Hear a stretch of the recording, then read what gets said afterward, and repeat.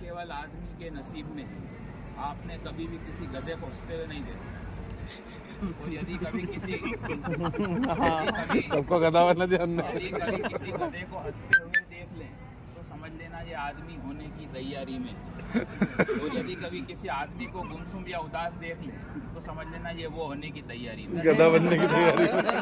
यार मतलब तुम तो मत रहो यार, अब तक गया है कि नहीं? 20 दिन बाद वो आने वाला है वैलेंटाइन डे।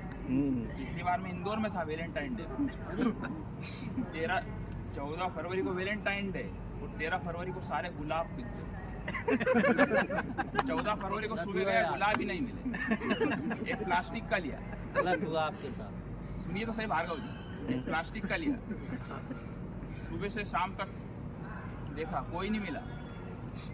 शाम को मैंने उसको टिका दिया। किसको? दिलीप भैया।